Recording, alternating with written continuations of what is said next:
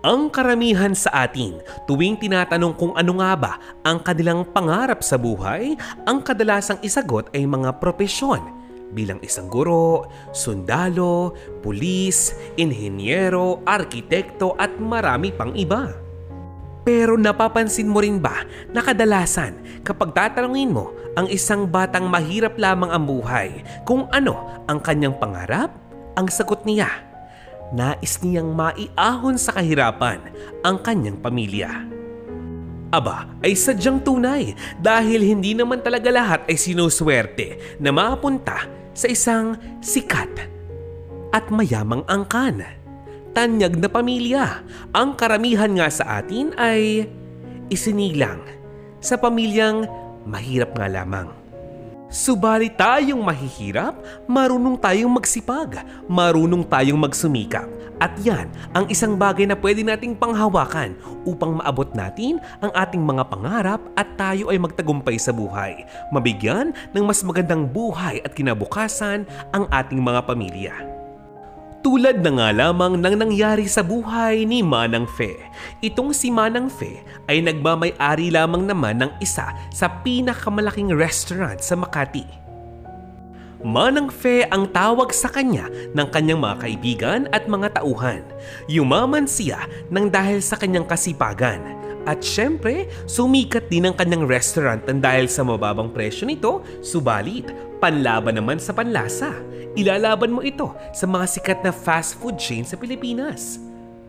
Bukod sa mababang presyo at masarap na timpla ng kanyang mga itinitindang pagkain, karamihan pa nga sa mga ito ay sadyang masustansya, bagay na bagay sa mga kabataan ngayon. Alam mo ba, napakalakas ng loob ni Manang Fe dahil itinayo niya ang kanyang negosyo kahilera pa ng mga naglalakihang kondo at building sa Makati na halos lahat ng mga contractual na nagtatrabaho sa mga opisina at mga tenant ng building at kondo ay sa kanila na nga kumakain. Mula pa lamang noon ay sadyang napakarami ng suki ni Manang Fe, lalo na nang matapos na nga ang pandemya. Nagsimula pang mas dumami at nagsain palalo ang kanyang tindahan, ang kanyang kainan ng napakaraming customers dahil sikat na nga ito para sa mga food vlogger. Sino ba naman kasi ang tatangging bumili sa isang napakagandang restaurant ni Manang Fe? Mababa lamang ang presyo ng mga paninda, masustansya at sadyang napakasarap pa. Napakasarap talaga magluto ni Aling Fe ng kanyang mga pagkain. May mga Chinese style pa ng mga pagkain ang kanyang menu. May mga Filipino style at marami pang ibang pagpipilian. Isang araw, kinausap si Manang Fe ng isa sa kanyang mga kaibigan at kahera. Ito si Bing. Alam nyo ba, Manang Fe, napakarami na naman nating customer ngayong araw na ito pero napapansin kong parang napakadali nyo na rin pong mapagod. Manang Fe, bakit po ba hindi nyo pa ituro sa mga cook po ninyo ang mga secret ingredients ninyo para man kahit paano makapagpahinga na po kayo? Kasi tandaan nyo, hindi na po kayo bata. May iniinda na rin po kayo, Manang. Ay naku Bing, maraming salamat sa concern mo pero ano bang sinasabi mo dyan? Ilang beses ko nang naituro Bing ang mga secret ingredients sa sinasabi mo pero oras na matuto ang mga cook na iyon, naranasan ko. Pagkakaturo, pagkatapos nilang matuto abay umaalis na sila, nagkukwit ng trabaho. Pagkatapos ng ilang linggo, mababalitaan ko na lamang, nagpatayo na ng sariling kainan, kinalaban pa ako. Ay nakoy, ako laang ang nahihirapan, kaya ako pa rin ngayon ang gumagawa at nagtitimpla para sa aking negosyong ito. Hanggat kaya ko pa, hindi ako mapapagod. Hanggat kaya ko pa, magtatrabaho ako. Itong si Manang Fe ay 61 years old na, senior citizen na, kumbaga napakabait niya at sadyang magiliw sa mga bisita, sa mga tauhan at sa mga kaibigan. Ang problema, inaabuso siya ng maraming beses ng mga ito. Ilang beses na nga bang nangyari na itong tindahan at kainan ni Manang Fe ay ninakawan mismo ng kanyang mga tauhan. Hindi pa nga natigil dyan, meron ding mga tauhan na hindi nga nagnanakaw pero panay naman ang utang at bale kay Manang Fe. Napaka-unfair na nito. Kahit pa sabihing maganda naman ang takbo ng negosyo, unfair pa rin sa matanda. Dahil ang mga taong ito na panay ang utang at balis sa kanya, napapansin naman niya na napakatamad sa trabaho. Madalas umabsent at may pagkakataong pambiglang mag-aawol at maraming dahilan hindi na uubusan.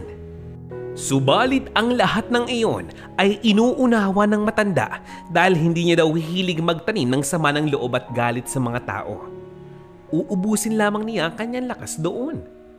Kaya naman ang kanyang kahera na si Bing na matagal ng panahon ay nagtataka na sa kabaitan ng kanyang manang Fe. Kaya naman marami ang naiinggit kay Bing dahil halos 5 taon na itong kahera ng matanda. Alam mo Bing, alam mo nakakatuwa yung amo mo. Napakabait na, napakagalang pa at sadyang napakagiliw sa mga tao. Napakaswerte mo siguro. Ay, sabihin mo nga sa akin, siguro malaki na nakupit mo doon, no? Ha? Sabihin mo na. Atin-atin lang naman eh. Biro ng mga kaibigan ng kahera ni Manang Fe. Grabe ka naman sa kupit, Mare. Hindi naman ganun. Inaamin ko hindi ako santa. Hindi ako sobrang bait na tao. Pero minsan, pag nagigipit ako talagang kumukuha ko sa kaha. Pero hindi naman yun aabot ng 20 pesos. Kadalasan, 5 piso, 10 piso, pambayad lamang ng pamasahe. Ganun lamang. Ayaw kong masira at durugin pa ang tiwalang ibinibigay sa akin ng aking amo. Pero sabihin mo, sino bang kumupit ang umaamin kung magkano kinuha niya? Wala naman, di ba? Ang totoo niyan, itong si Bing na matagal ng kahera ni Manang Fe ay talagang kumukupit talaga sa kaha nitong si Manang Fe. Mahigit 100 piso ito. Maaring hindi laman daan pero kumukupit pa rin siya at hindi lamang yan. May mga pagkakataong nag-uuwi pa siya ng ulam galing sa ref ng restaurant. Walang ang kamalay-malay dito ang matanda sa ginagawa ng kanyang nag-iisa ng kahera, ang pinaka-pinagkakatiwalaan niya, si Bing. Pero syempre, kahit matanda na itong si Manang Fe, hindi naman siya bobo, hindi naman siya ignorante. May mga pagkakataong nahuhuli niya at napapansin niyang may kakaiba sa kanyang mga paninda. May kakaiba sa kanyang kinikita sa bawat araw, sa bawat linggo. Hindi na nga nakapagtataka na itong si Bing ay hindi na swertehin. May mga pagkakataong nahahalata na nga ng matanda ang kanyang ginagawa, ang kanyang lihim at diskarte.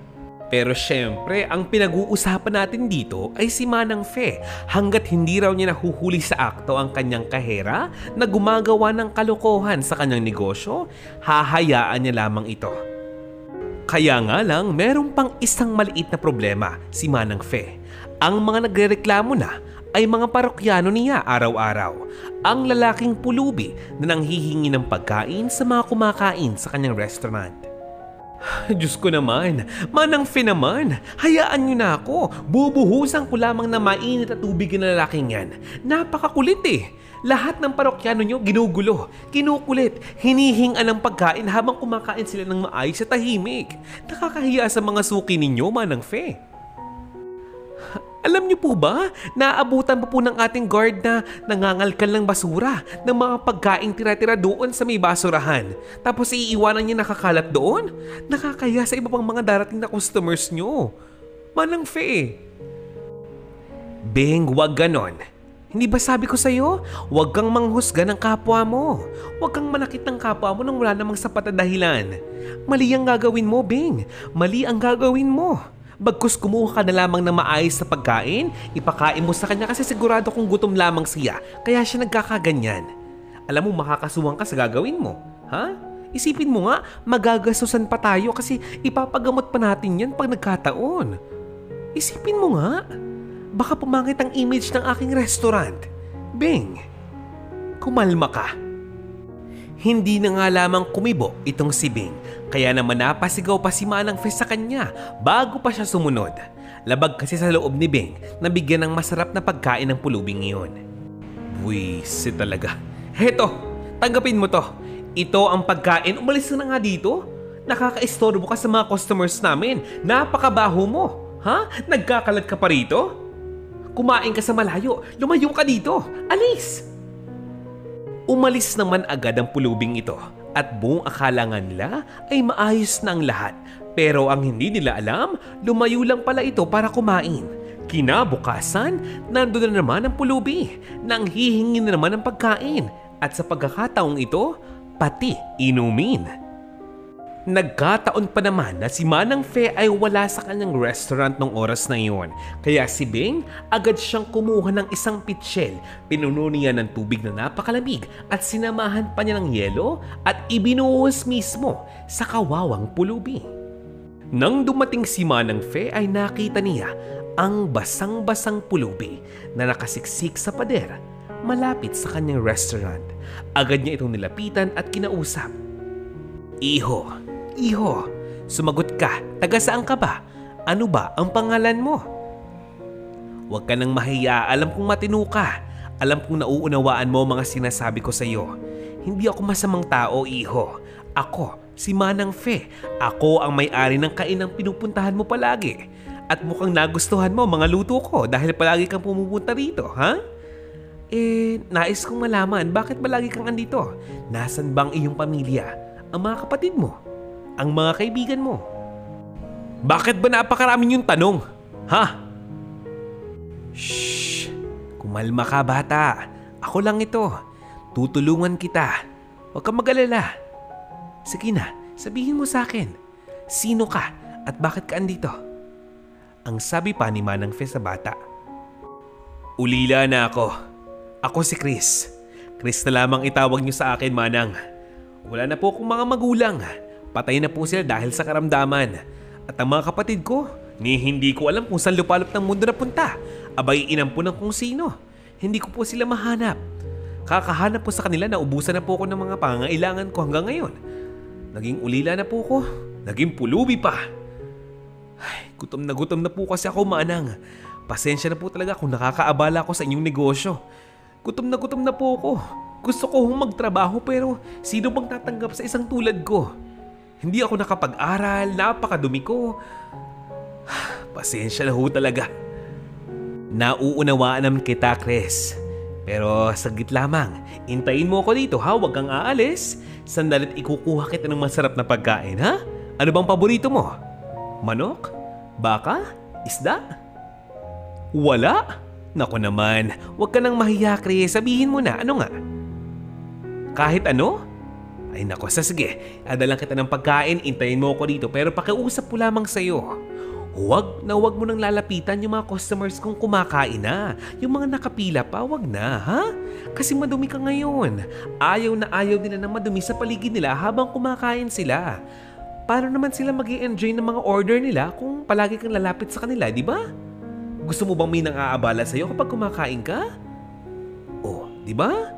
At saka isipin mo, pag ang mga taong yan nagreklamo sa aking restaurant, magsasarado kami. Pag nagsarado kami, saan ka kukuha ng pagkain? Paano kita bibigyan ng paborito mo? Ha? Nakakaunawa ka naman pala eh. Siya, hintayin mo ako dito. Umalis na nga itong si Manang Fe, pumasok sa loob ng kanyang building at maya-maya ay lumabas muli. Pagbalik niya, may dala na siyang masarap na mga pagkain. Oh, tanggapin mo ito. Heto ang masarap na pagkain. May fried chicken dyan, may adobong baboy, meron akong sinigang na baboy din dyan. Baka gusto mo ng sabaw, ha? May gulay din dyan. At kung gusto mong bumalik, bantang-banta dyan. Pero sa ngayon, umuwi ka na muna, ha? Kainin mo yan. Bumalik ka na lamang bukas. Bibigyan kita ng mga bagong damit na pinagliitan ng aking mister. Baka kakasya pa sa'yo, ha? Maglinis ka ng iyong katawan. Bibigyan kita ng maayos sa trabaho. Okay ba yun? Ha? Okay. Ang sabi ni Manang Fe. Lumakad na nga ng palayo itong lalaking ito. Masayang-masaya siyang umuwi ng kanyang barong-barong na bahay sa ilalim ng isang lumang tulay. Pagpasok niya ng kanyang building muli, kinausap naman niya ang kanyang kahera at sinabing, Bing, halika nga rito. Hindi ba't sinabihan na kita? Ayaw ko ng sinungaling. Sabihin mo sa akin, ikaw ba ang nagbuhos ng malamig na tubig sa binatang pulubi kanina? Ha? Yon ang kwento sa akin ng guard. Bakit mo naman yung ginawa? Hindi ka ba naaawa sa kanya? Ikaw kaya ang buhusan ko ng tubig. Anong mararamdaman mo, ha? Sumagot ka. Pero, Manang, bakit parang kasalanan ko pa to? Nakakainis na po ang binatang iyon. Palagi na lamang siyang bumabalik dito. Araw-araw. Kahapon lamang, binigyan niyo na po siya ng masarap na pagkain. Bumalik na naman siya ngayon. Manang Fe naman kasi, sa sobrang bait ninyo, inaabuso na kayo maging ng pulubing iyon. Anong pinagkaiba ng pulubing iyon sa ginagawa mo sa akin, ha? Manang Fe, ano pong ibig niyo sabihin? Bing naman, 5 taon na tayong magkasama sa trabahong ito. 5 taon nang buo ang tiwala ko sa iyo. Matanda lamang ako pero hindi ako ignorante. Bing, ang pulubing binuhusan mo ng tubig na may yelo ay nagugutom. Kailangan niya ng tulong. At yung tulong na hindi kayang ibigay sa kanya ng ibang tao, ako ang nagbibigay sa kanya at yun ay aking pasya. Yun ay aking ginusto.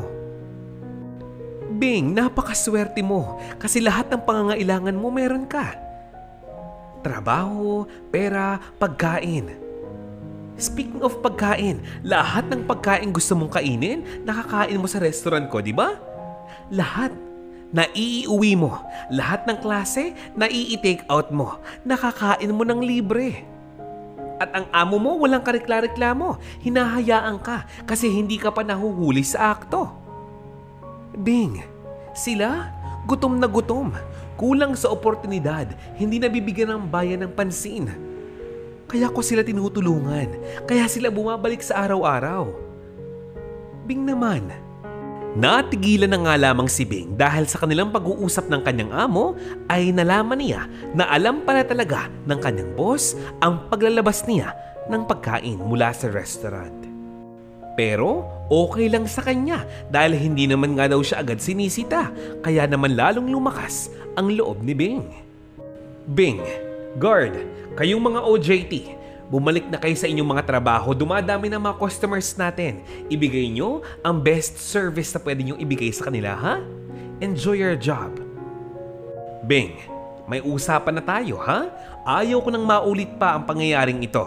Huwag kang umasta na parang minamaliit mo ang iyong kapwa. Dahil sa pagkakataong mawala ang lahat sa'yo, magiging kagaya kanila. Gusto mo bang mangyari yun, ha? Yun naman pala. O siya, sige na. Back to work na, ha? Natakot si Bing sa tinuran ng kanyang boss. Mahirap din kasi sila at sa squatters area lamang nakatira at sekundarya nga lamang ang kanyang natapos. Mabait lang talaga si Manang Fe kaya pinagkatiwalaan siyang magkaha. Kung tutuusin, waitress lang talaga ang kanyang apply noon. At nang hindi nga siya matanggap bilang isang waitress, nag-apply din siya bilang janitress sa building na iyon. Pero dahil naawa nga sa kanya itong si Manang Fe, binigyan siya ng isang mas maayos sa trabaho at yun ay ang pagiging cashier sa kanyang negosyo. Ilang araw pa ang lumipas, matagal na palang hinihintay ni Manang Fe na bumalik ang binata pero hindi ito bumabalik. Maya-maya pa, bumalik na nga ang pulubing ito. May iniabot na nga si Manang Fe na napakaraming damit dito at yun ay ikinagulat ni Bing, ang kahera. Dahil nga natural lamang para kay Bing ang pagiging tsismosa, madali niyang narinig ang usapan ng dalawa at pakinig nga niya na pinapabalik ito ni Manang Fe at gagawing dishwasher sa kanyang negosyo. Manang Fe naman. Manang, kausapin niyo po ako. Manang, huwag niyo na pong tanggapin ang taong iyon. Hindi po ba kayo natatakot sa kanya? Hindi niyo nga alam kung taga saan ang lalaking iyon. Baka mamaya masamang tao siya. Mamaya magnanakaw pala o rapist yan. Ha? Wala nga siyang resume o biodata. Hindi nyo nga po sure kung nakapagtapos siya ng pag-aaral. Manang. Teka lang, Bing. May problema ba tayo sa pagtanggap ko ng mga trabahador sa aking negosyo? May problema ba, Bing? May mali ba sa ginagawa ko? Ako na amo mo? At bumalik na nga ng sumunod na araw si Chris. Napakalinis na, bagong ligo, bagong gupit pa ang kanyang buhok at sadyang nakaporma pa. Dati pala silang nagde-deliver ng mga gulay kay Manang Fe noon, nung nabubuhay pa ang mga magulang ni Chris. Kaya alam niya kung saan ang restaurant, kaya malapit sa kanya ang lugar na iyon. Itong si Manang Fe ay sadyang napakabait talaga. Siya pa ang nagbigay ng kopya ng biodata dito kay Chris at pinapirma pa doon Pinasulat ng mga pangalan at mga impormasyon.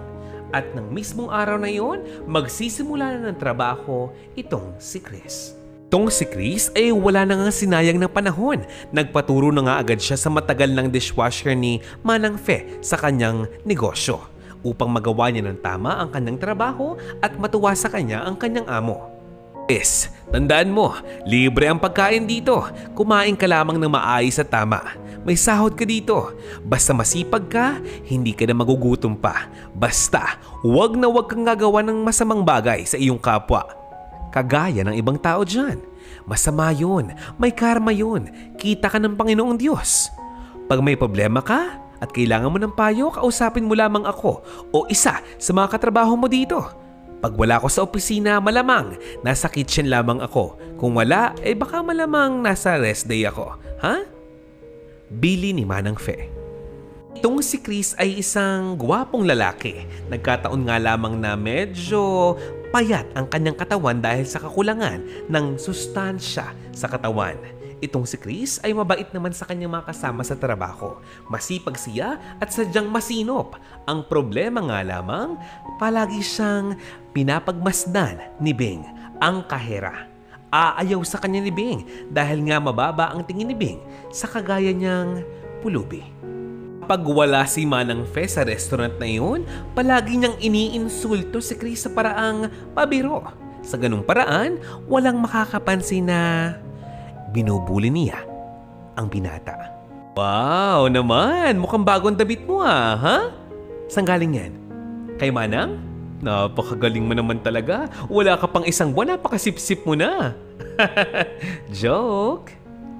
Maiba ko, Chris. Ha? Ilang taong ka na ba? Ha? Ilan na ba yung napagnakawan mo? Napagtrabahuan mo? Ha? Marami ka sigurong experience, no? Buti hindi ka nakukulong. Buti hindi ka nalaregular. Alam mo, palagi mong tandaan, si Manang Fe mabait lang yan. Huwag mo siyang aabusuhin. Kasi sa pagkakataong makita kong gumagawa ka ng hindi niya magugustuhan, ako mismo ang magpapapuli sa'yo, ha? Umayos ka ng buhay mo. My eyes are on you, ha? Joke. Tahimik lamang nung una itong si Chris. Ayaw niya ng gulo. Ayaw niya ng away. Hoy! Sumagot ka! Kinakausap kita, ang bastos mo naman! Ha? Hoy! Pulubi! Inaano ko ba kayo, Mambeng? Wala naman po akong ginagawang masama sa inyo ha. May nasabi po ba akong hindi nyo nagustuhan? Pasensya na po talaga. Pero, ma'am, nagkatrabaho lang po ako ng maayos. Trabahador po ako dito kagaya ninyo. Pare-pareho lamang po tayo dito pero kung umasta po kayo, para po kayong anak ng may-ari ah. Ano po bang problema? But, anong sinabi mo? Excuse me? Hoy, wag mong sabing pantay-pantay tayo dito. 5 taon na akong mahigit dito, ikaw wala pang 1 linggo. Napakayabang mo naman. Hoy, lumagay ka sa tamang lugar mo. Pulubi ka lamang, magpasalamat ka na lamang kasi may ginagawa kang trabaho at mabait si Manang Fe, ha? Mainit naman ang ulo ni Mambing mo. Hoy, Bing, ano bang problema mo? Ganyan ba talaga pag menopause na, ha? May nagbabayad ng customer, unahin mo yung trabaho mo. Pati yung bagong dishwasher, pinagkakainteresan mo. Mais ka nga. Lagot ka kay Manang Fe pag sinumbong kita. Che! Ang sabi naman ni Bing, napilitan siyang lubayan na lamang si Chris dahil may mga nagbabayad na nga na customers at medyo mahaba na rin ang pila. At mula nga noon, iniwasan na nga ni Chris si Bing at nag-iingat si Chris at baka gawan nga siya ng hindi maganda dito.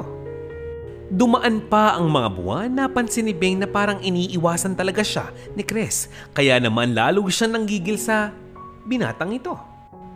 Ang mas nagpainit pa ng kanyang ulo ay nalaman niya na itong si Manang Fe, inampo na pala ang binata at nakatira na nga ito sa bahay ni Manang Fe at ginawa na rin itong boy o maintenance ng restaurant. Hindi na lamang siya basta dishwasher lamang. Hindi pa nga nakontento dyan si Manang Fe. Nais niya talagang tulungan ng binatang ito. Kaya sinisimulan na rin niyang turuan ang binatang ito kung paano nga ba magluto ng mga putaheng ginagawa sa kanyang restaurant. Pag walang madaming hugasin, nag-a-assist ito sa matandang cook ni Manang Fe. Manang, bakit paalis-alis ang pwesto niya si Chris? Hindi niya ginagawa ang trabaho niya ng maayos. Inutusan ko siya. May problema ba? Manang, wala naman pong problema pero bakit parang napakabilis niyo naman atang magtiwala sa lalaking iyon, sa taong iyon? Mukhang hindi gagawa ng tama yun eh. Madalas ko po siyang makita pag break time niya, nagyuyosi po siya sa labas kasama ng mga waiter dito. Di ba Bing, nagyuyosi ka rin? Palagi na nga lamang daw tuwing magsusumbong itong si Bing kay Manang Fe, palaging pinoprotektahan ni Manang Fe si Chris. Kaya dahil dito, mas lumaki pa ang inggit at galit niya sa binata. Habang tumatagal nga ay parang naiisip ni Bing na pagplanuhan na lamang ng hindi maganda si Chris at gagawin niya ang lahat para mapaalis na sa lugar na iyon ang binata, ang pulubi. Naisip niya kahit na anong gawin niyang paninira dito kay Chris ay walang talab kay Manang Fe. Bakit ka naman hindi niya pagplanuhan para sureball na maalis ang binata? Isang hapon, sarado na ang restaurant at nagkatali na nga si Bing ng benta maghapon. Inutusan ni Manang Fe si Chris na kunin ang naiwan niyang gamit na nasa opisina nga niya. At nahuli ni Chris na naglalagay si Bing ng pera sa kanyang bulsa at malaking halaga ito. Siyempre, hindi agad pumasok si Chris at lumabas muli ng pintuan ng restaurant upang isipin ni Bing na kararating lamang niya at ilang minuto ang kanyang pinalagpas bago muling pumasok sa loob. Teka lang, hoy! Abat dire-diretso? Hoy! Bakit ka andito, ha? Sarado na. Anong gagawin mo? Alam ba yan ni Manang Fe, ha? Malamang, ito hawak ko po yung susi. Kailangan ko pong kuhanin yung ibang mga gamit ni Manang Fe sa opisina. Mauna na po ako. Hep, hep, hep. Naku, tigil-tigilan mo nga ako niyan. Teka lang, ako na ang papasok sa loob. Mahirap na't baka may mawala pa. Tapos sa tanggi-tanggi pag nagkawalaan na. Wow naman, alam na alam. Mukhang sanay na sanay ka, ha? Ate Bing? Hindi pumayag si Chris na kuhanin ni Bing ang susi sa kanya at siya na ang kumuha ng pinakukuha ni Manang Fe ng mga gamit sa opisina. Umalis itong masama ang tingin kay Bing at lalong nagalit si Bing sa binata. Kinabukasan, maagang nagpaalam si Manang Fe sa kanyang mga tauhan.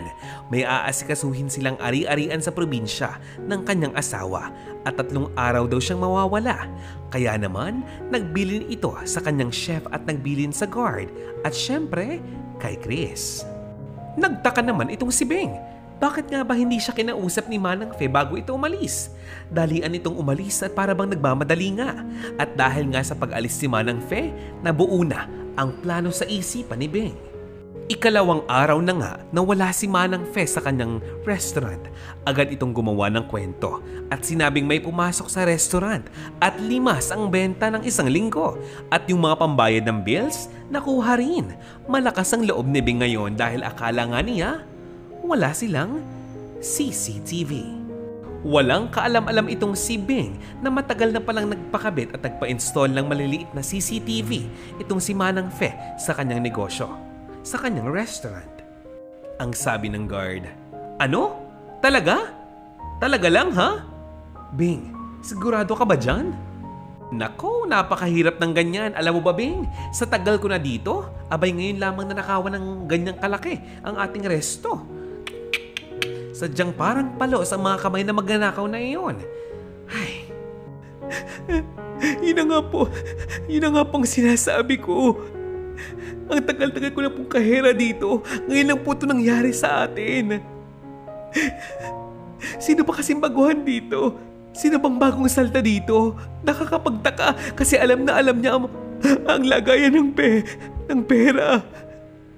Magagalit sa akin si Manang Fe nito eh. Oh, teka muna. Pagbaguhan, magnanakaw agad? Hindi ako yun. Hindi ako magnanakaw, promise. Hindi ko kailangan ng sobrang pera. Hindi ako maluho. Pangalawa, hindi ko sisirain ang tiwala sa akin ni Manang Fe. Pinagkatiwalaan niya ako at inilaban, kaya hindi ko gagawin ng kalokohang yan. Di ba, Bing? Nang biglang dumating ang mag-asawa ni Manang Fe na may kasamang mga pulis.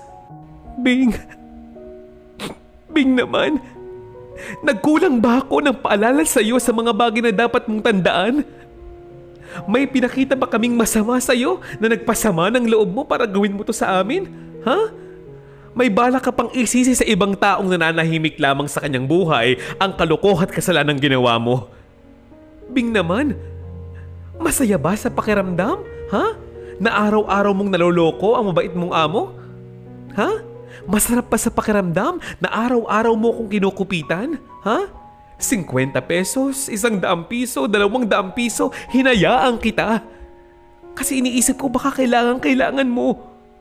Kasi may sakit ka mo, mga magulang mo. Kailangan ng tuition ng mga kapatid mo.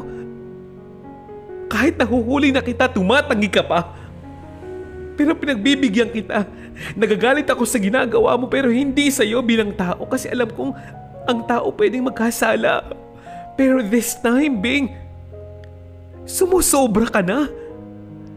Yung kita ng buong 1 linggo, kinuha mo talaga? Mahigit 200,000 piso yun. Hindi yun biro at kung iniisip mong papabayaan lamang kita, diyan ka nagkakamali. Pero manang patawad po pero hindi po ako. Ano? Hindi ikaw? Hindi ikaw? Napatigil sa pagkasalita itong si Bing dahil biglang ipinilenga ni Manang Fe ang CCTV footage ng pagnanakaw nitong si Bing. Manang sorry po. Manang sorry, kailangan ko po ng trabahong ito. Huwag niyo po ko ipapakulong, Manang. Manang Fe, Manang. Palagi mong sinasabi sa akin, Bing, na higit ka sa mga kasama mo dito, na mas magaling ka sa mga ito, mas matalino ka sa mga ito, kasi mas nagtagal ka. Ha? Palagi mong sinasabi na mas magaling ka kaysa kay Chris. Dahil ano? Dahil hindi ka pulubi? Inisip mo ba kung bakit ko nagawang pagtiwalaan ng taong ito? Ha? Lahat kayo nagtataka at nag-iisip kung bakit ko nga ba pinagkakatiwalaan ng isang Chris, ang isang pulubing kagaya niya. Dahil dati akong pulubi, Bing. Naranasan ko ang mismong nararanasan niya. At nandito ako sa puntong ito kasi may tumulong din sa aking tao noon. Inampun ako ng mag-asawang incheck sa Binondo. Pinakain, binihisan, tinuruang magluto at marami pang iba. Bing, pulubi ako dati bago ko unaabot ang katayuan ko sa buhay ko ngayon. Pero may takot kami sa Diyos. Hindi kagaya mo. Hindi kagaya mo, Bing. Humagulgol na nga lamang ng iyak itong si Bing pero huli na nga ang lahat. Huli na ang lahat para magsisisiya. Ang mag-asawa ni Manang Fe nagpasya na sampahan ng kaso itong si Bing at nakulong siya ng mahigit sa 3 taon. Habang si Bing ay nakakulong sa kulungan, pinag-aaral naman ni Manang Fe si Chris at tinuruang magluto. Inampun niya ito ng legal at si Chris na ngayon ay isang matagumpay sa buhay. Siya na ang nagmana ng restaurant ni Manang Fe. Ngayon, isang 5-star hotel na ang pag-aari ng kanilang pamilya. Napalago ito ni Chris at napayabong sa gabay ni Manang Fe at ng kanyang asawa. Siyempre sa tulong at suporta ng kanilang mga pamilya. Ang totoo niyan, wala namang masamang maging mahirap. Ang masama ay wala kang ginagawang paraan upang mas maging maginhawa ang buhay mo.